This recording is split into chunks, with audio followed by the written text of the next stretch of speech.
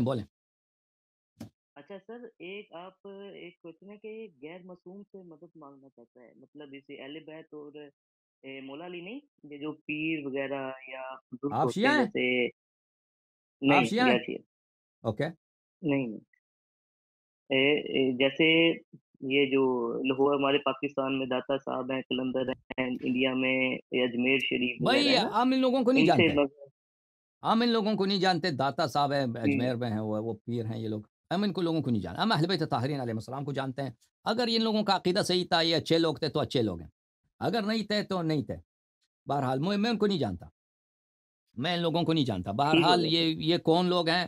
ان لوگوں سے پوچھئے جو ان کے متعلق جانتے ہیں. میرے نزدیک جو صوفی حضرات ہیں، اگر یہ لوگ دیکھیں دنیا میں بہت سارے لوگ ہوتے ہیں صوفی نہیں ہوتے، ان کو صوفی کے نام سے جانا جاتا ہے. مثلا ایک شخص بہت ہی اپنے زمانے میں اگر وہ متقی پرہیزگار تھا اور اس سے کرامات صادر ہوئے ہیں تو لوگ سمجھتے ہیں کہ یہ صوفی ہے، حالانکہ اس کا تصوف سے کوئی علاقہ بھی نہیں، شاید نہیں رہا ہو. تو یہ اگر وہ نیک پرہیزگار کوئی آدمی گزرا ہے، اچھے لوگ ہیں، تو وہ اچھے لوگ گزرے ہیں، اللہ ان کو رحمت کرے. اور اگر کوئی شخص صوفی گزرا ہے، کیونکہ تصوف میں بہت ساری بدعتیں ہیں اور اہل بیت علیہ السلام نے شدت سے منع کیا تصوف سے. اگر یہ لوگ صوفی رہے ہیں، ان میں سے کوئی ہے وحدت وجود کے ماننے والے ہیں، پیری مریدی کا جو سلسلہ ہوتا ہے ان کا، اور یہ جو اس طرح بہت سارے خلاف شرع باتیں ہوتی ہیں ان میں، اگر اس طرح ہے تو پھر وہ اہل بدعت میں ان کا شمار ہوتا ہے. بہرحال ہم 12 اماموں کو جانتے ہیں، 14 معصومین علیہ السلام کو جانتے ہیں. ان لوگوں کے متعلق ہمیں معلوم نہیں ہے، لیکن بہت سارے ہیں جو صالحین میں سے ہیں، دنیا سے گئے ہیں اور وہ اللہ کے مقرب بندے ہیں. زندگی میں بھی ان کے کرامات تھے، ان کے مرنے کے بعد بھی ان کے قبور سے کرامات ظاہر ہوتے ہیں. ہم اس بات کو انکار نہیں کرتے، یہ حقیقت ہے. مسلمان اس بات کو جانتے ہیں. بہت سارے سادات ہیں دنیا سے گئے ہیں، جو اچھے لوگ گزرے ہیں، پاک لوگ گزرے ہیں. ان کے قبور سے ان کو قبور سے کرامات ظاہر ہوتی ہیں. یہ ہمیشہ سے مسلمانوں کا عقیدہ رہا ہے. لیکن اس کا مطلب یہ نہیں کہ ہر جو بھی گنبد بنائے، جو بھی مزار بنائے وہ صحیح آدمی ہے. وہ تو دیکھنا پڑے گا ہر ایک آدمی کا، ٹھیک ہے نا، وہ کون تھا. جی سر.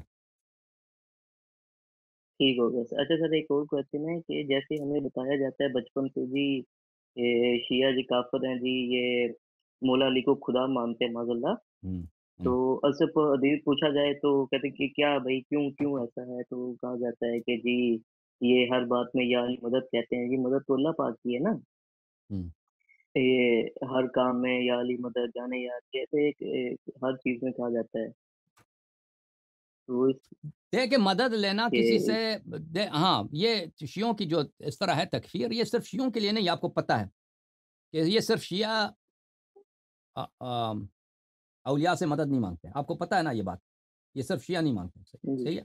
بہت سارے ہیں ہمارے جو اہل سنت کہلاتے ہیں، وہ یہی کام کرتے ہیں، اولیاء سے مدد مانگتے ہیں. آپ کو پتہ ہے. ہاں جی بالکل. تو یہ بات کہنا کہ شیعہ کافر ہیں، اگر تو اس سے اگر تکفیر کرنا ہے تو سب کو تکفیر کرو. اگر یہ شرک ہے تو صرف شیعہ کو کیوں ہدف بناتے؟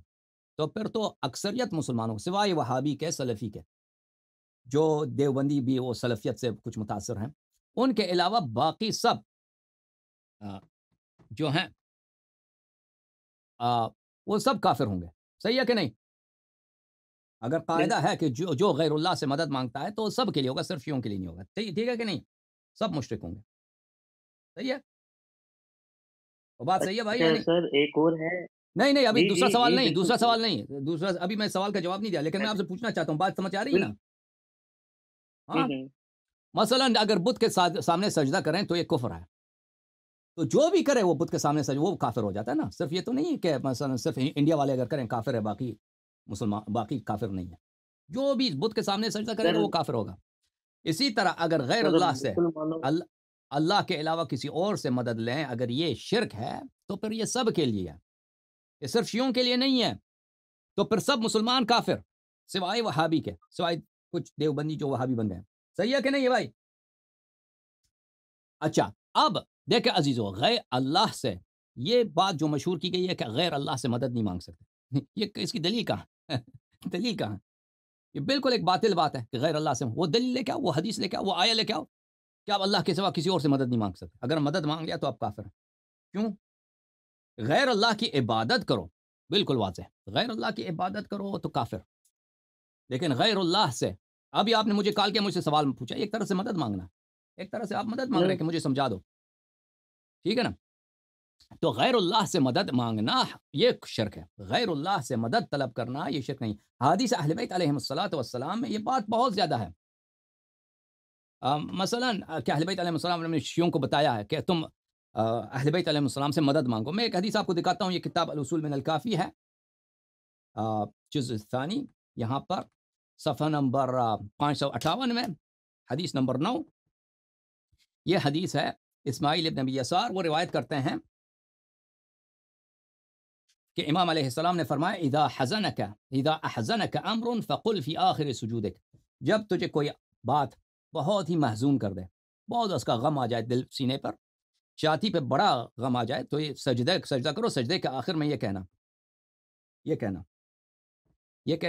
یا جبریل یا محمد، یا جبریل یا محمد تکرر ذلك اکفیانی ما انا فی، یہ جبرائیل اے محمد، اے جبرائیل اے محمد صلی اللہ علیہ وآلہ وسلم، صلی اللہ علیہ وآلہ وسلم، صلی اللہ علیہ وآلہ وسلم، سجدے میں جاؤ اور یہ تکرار کرو، اکفیانی ما انا فی، اکفیانی میری کفایت کرو، میری اچھی طرح سے سپورٹ کرو، اس مصیبت میں جو ہوں اس کی میری اچھی طرح سے سپورٹ کرو، فإنکما کافیان، کہ تم دونوں سپورٹ کرنے والے ہو، میرے لیے تم دونوں کافی ہو، واحفظانی بإذن اللہ فإنکما حافظان، اور مجھے میری حفاظت کرو بإذن اللہ، تم دونوں میرے محافظ ہو، ٹھیک ہے نا؟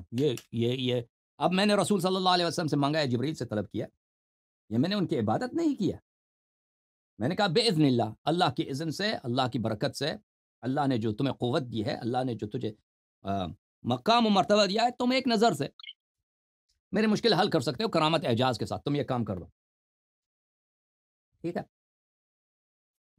تو میں نے ان سے مدد طلب کیا، اس میں کوئی کیا، اس میں اہل بیت علیہم الصلوۃ والسلام، ہمارے مذہب میں اس کے احادیث موجود ہیں کہ آپ اہل بیت علیہ السلام سے مدد مانگ سکتے ہیں، اس طرح امام حسین علیہ الصلوۃ والسلام کی زیارت میں جاؤ تو ان سے حاجت طلب کرو، ائمہ طاہرین علیہ السلام سے طلب کرو، یہ روایات میں موجود ہیں، مزید حکم کرو بھائی، اور ہم ان کی اچھا عبادت سر نہیں کرتے، یہ اور ہم عبادت نہیں کرتے بھائی، جو شیعہ کہتے ہیں نا، جو بھی شخص ہو، شیعہ و غیر شیعہ ہو، کہ امیر المؤمنین علیہ السلام، یا رسول اللہ صلی اللہ علیہ وسلم، یا جبرائیل، یا امام صادق علیہ السلام، یا امام حسین علیہ الصلوۃ والسلام، یہ اللہ ہیں، یہ معبود ہیں، ان کی رضا کے لیے نماز پڑھنی چاہیے، ان کی پرستش کرنی چاہیے، تو وہ بلا شک بلا ریب وہ کافر ہے، مرتد ہے، دین سے خارج ہے۔ اللہ صرف اللہ تعالیٰ ہے، معبود صرف اللہ تعالیٰ ہے، لیکن ٹھیک، آپ حاجت طلب کر سکتے ہیں، جیسے آپ اپنے مسلمان بھائی سے حاجت طلب کر سکتے ہیں، آپ ایک مسلمان بھائی سے، آپ ہندو سے مدد طلب کر سکتے ہیں، پڑوسی ہندو ہے، اس سے کہہ دو کہ بھئی آج یہ کام ہے، میرا ایک کام کر لینا، وہ کر لے گا آپ کے لیے، ہندو بھی ہے، کرسچن بھی ہے۔ وہ بھائی یہ نہایت ہی بے وقوفانہ بات ہے کہ آپ غیر اللہ سے مدد مانگے تو ایک مشرک ہو گئے۔ کیوں مشرک ہو گئے؟ دلیل کیا ہے؟ کوئی آیت، کوئی روایت ہونی چاہیے اس بات پر، اگر نہیں ہے، وہ آیات جو آپ کو سنائے جا رہے ہیں وہ سب آیات اس بات پہ دلالت نہیں کرتی۔ آیات کا مطلب یہ ہے کہ غیر اللہ کو اگر پرستش کرو، عبادت کرو، ورشپ کرو تو تم مشرک ہو جاؤ گے۔ آیت قرآن میں کوئی آیت نہیں ہے کہ غیر اللہ سے اگر تم مدد مانگو یا غیر اللہ کو سے تم استغاثہ کر لو تو تم مشرک ہو جاؤ گے۔ آیت قرآن میں ایک بھی آیت یہ نہیں ہے۔ میرا چیلنج ہے، جو کال کرنے والے ہیں وہ تیاری کر کے کال کر لیں اس موضوع پر۔ جی سر، مزید بولیں۔